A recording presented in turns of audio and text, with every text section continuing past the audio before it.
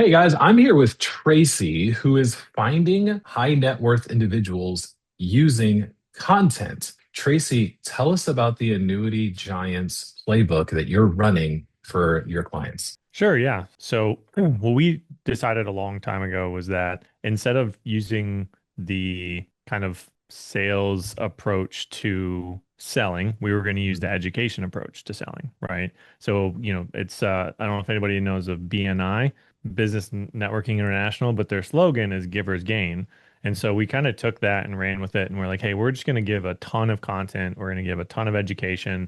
We're going to almost look at it like agnostically, even though I'm a huge annuity advocate. We're going to look at it agnostically, and that's going to bring in people. And the types of people it brings in, we found out over time, are people that like to read and they like to research. And normally it's associated with a little bit higher net worth.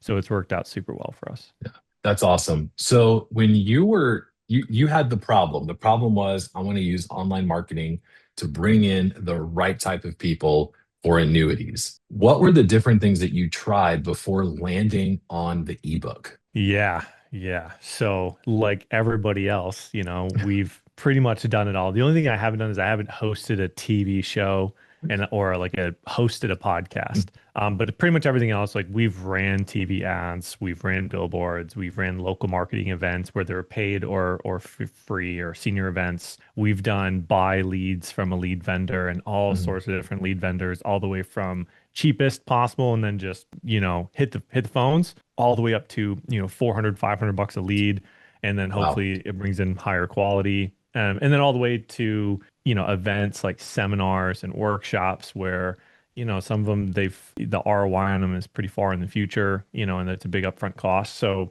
the problem with that I saw with each one of them was that it seems like the advertisement that was being done didn't quite fit what I wanted. It was always like a, Mm. a super general advertising, and I'm like, listen, I'm an annuity guy. I want to do annuity stuff. And then the stuff that was annuity specific was just like a bait and switch or kind of misleading. There's always something off, and I try to have like a really high moral compass with that stuff. So I wanted it to be really specific. I even rebranded my website to only be annuity stuff. It's like I want people to know I'm the annuity guy. This is what Yeah. you're gonna talk to me about it. So I tried all that stuff and just decided, I'm gonna kind of control the quality based off of what I feel consumers want. And that really came down to the experience that I had in the industry working with, 1,000+ new meetings every single year. And just seeing like what do people actually care about. I love that. So you've been doing this for a long time. What are you seeing is where is the cost per lead, and then we'll talk about conversions. But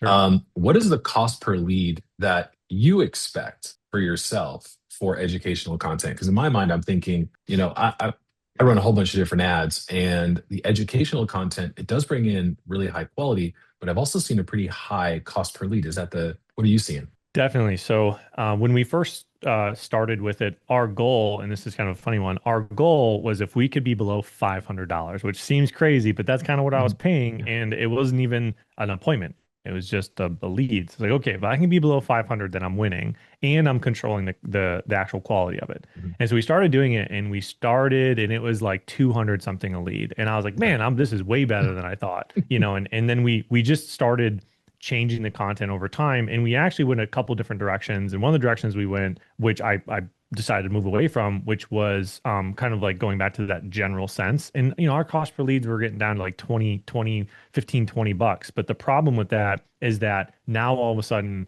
you have this time issue. I don't have the time to work through all those people and how many of them are actually going to be good opportunity.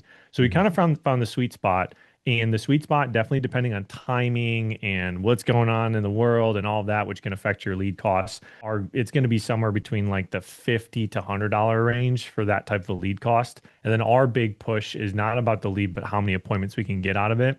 So Right. then we set up our kind of like lead to appointment workflow, which is, I'm still going to gather the lead info, but I'm always going to prompt them to book a meeting on my calendar automatically, right? Mhm. So we want to get about 1 in 3, 1 in 4 to book. And then hopefully between me and a staff making some phone calls, we can get about 50% of them book with hopefully around a 50 to 70% show rate. And that allows us to not waste as much time, as much money, and be really specific with our marketing. Nice. So you're averaging, if I'm doing the math in my head correctly, 50 to 100 bucks a lead, give or take 1 in 4 show up. So you're averaging $200 to $400 per appointment Hmm. for an annuity. Now, this is, in my experience, the educational lead is a very high quality, especially if they go through it. What do you see from your prospects for how much of the content they consume? And then when you do talk to those folks, what is the closing rate since they have consumed that content? Yeah, so probably so we'd offer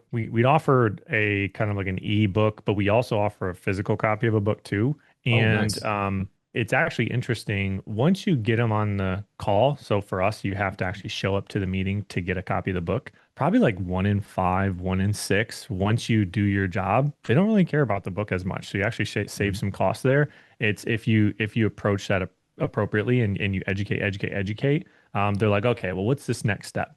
So for us, our goal is that we're getting roughly a cost per kind of like a cost per acquisition is about $1,000. That's what we like to where we like to be. Now, the thing about an annuity lead or annuity opportunity is that it could be significantly higher than that. And you're still really good ROI, right? You know, Mhm. in like the Medicare space or the X space, like people would freak out if that was their cost per acquisition, right? Right. It's very different in the annuity space, but you're also probably not going to close business in your first, 30 to 60 days.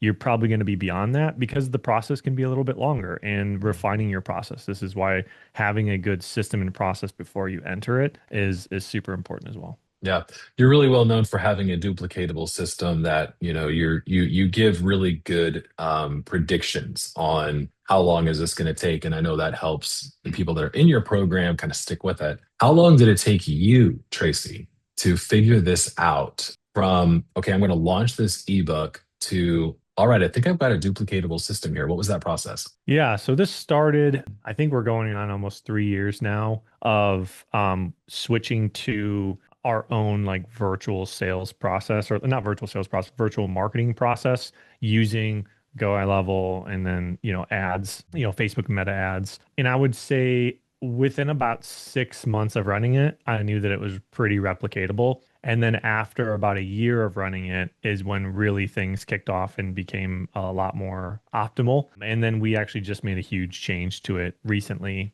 just because we're adapting and changing all the time. So we just made another huge change to it, which now allows us to, help more people as well. Yeah, that's awesome. So, what was if somebody's listening right now, they're like, okay, I've heard of Tracy. I know he does really good with annuities. How can an agency owner take what you've done and apply it for themselves? Let's pretend that we're talking to a final expense agency owner right Right. now. They're listening and going, man, I heard what Tracy did. How can I do something like that? What would you advise them to do? What's step number one? Probably been asked that 1,000 times, and it's going to seem like a no-brainer, but you have to pursue knowledge and understanding first, right? You can't go out there without really understanding like the product line and how it fits. It really truly is an entirely different ball game when you get into the annuity space at a high level because you kind of are entering like the financial advisor space, like financial services space, which means you really need to understand what it's competing against, right? It's like, I saw a video recently of it was, I think the CEO of Ford or something, and they were driving an overseas, like a Japanese car. Why? He's like, because I have to understand my competition, right? So Mm, you really need to understand that. You need to dive into bonds and yields and stocks and, options trading and structured settlements and private placements and all this other stuff. So knowledge is power. So knowledge is your first step. And then moving from knowledge, now it's okay, systems, right? So how can I build a system that walks and has that like client journey that is smooth and easy and it's not all just a bunch of sales, but there's definitely sales in it. Build that system out. And then now you have the knowledge, you have the system. Now build a marketing plan around it. So if I'm a final expense agency owner and I've seen what you've done with the ebook funnel, how do I get started on my own ebook? Like, how did you determine the content plan for what you've created? Yeah, so I just looked at what is something that consumers want to see that is agnostic, right, to Hmm. annuities. You see ads online and it's Fisher Investments and it's like read this annuity manual that's, why you shouldn't buy an annuity. Well, of course, because they don't sell annuities, obviously, maybe, and they don't believe in them or whatever. And then you see, annuityguru.com and they're like, why you should buy an annuity? Well, of course, right? You're promoting annuities. So how can you stay in the middle and use content that is designed to where, I don't care if you bought this book, download this book, read this book, we're not getting anything from it, right? This is just pure education.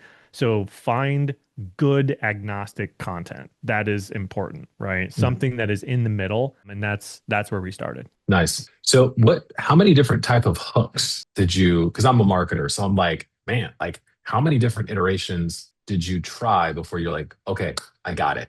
I want someone listening to this to go, okay, what is a realistic expectation for me to create content? And then how many times am I gonna have to iterate this thing to see if it works? What did it take Tracy to go from idea to a successful piece of content? I guess it depends on how you define successful, right? Because I would even say, like it's successful now, but I always want to try to make it better. I mean, we're probably talking if you're talking like even the smallest changes, I mean thousands. I mean literally Wow. thousands. So we went through so many different ad creatives, changing just one word on them in the positioning of the word and the color, and then just in those things in like the picture size and the font size, all the way through obviously multiple different ad creatives, multiple different color schemes, multiple different fonts, and then moving from ad creatives to videos and then VSL. It's a lot, man. And when what I actually found is like right now um is that mixing the two together gives you a pretty good result. So like a lot of the campaigns we run now have multiple. It has videos and ad creatives. And what's interesting is that I found this little tidbit for people. When you run multiple ads, you might find that one or two might not give you the result, but it doesn't mean that they weren't impactful. That Mm, person might have seen your one or two, but then the third one was the one that they clicked mhm. on, and they probably wouldn't have clicked on the third one if they wouldn't have seen the first two.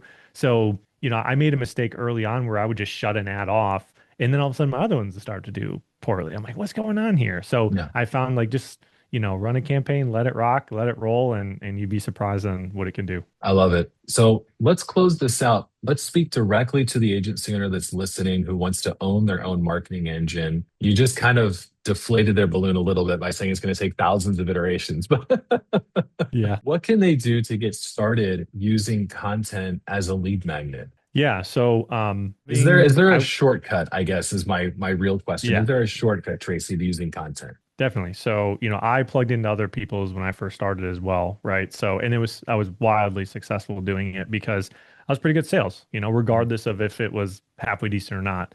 But I knew it was proven because of whoever I plugged, whoever I used it, or however I used it. So obviously we have that for people to plug into. It's a proven system. Mhm. You always want to try to make it your own a little bit. And that's, you want to obviously have a good foundation first. So obviously, we do it. And then if you want to obviously make changes over time, I would strongly encourage that. Find your own niche, find your own practice, but starting there can be expensive and can be, waste a lot of time. So you got to start where somewhere is proven. So Nice. I love it. I love it. If anybody has questions for Tracy, go to annuitygiants.com and check out his program. He can show you the proven plug and play system he's using. Partnered with Agent CRM, which we are so appreciative of. Thank you, Tracy. Thank you for your absolutely. time, man. I appreciate it. For those of you that are listening, we have created a playbook that walks through what Tracy just described for your content creation roadmap. Go ahead and download it at agencyacceleration.ai. Thanks, Tracy. Thank you. Thank you for watching. Please take notes, please take action, and subscribe. You will not get any value from the lesson you just got unless you implement it in your business. Please share this episode if you got value from it, and I'll see you online.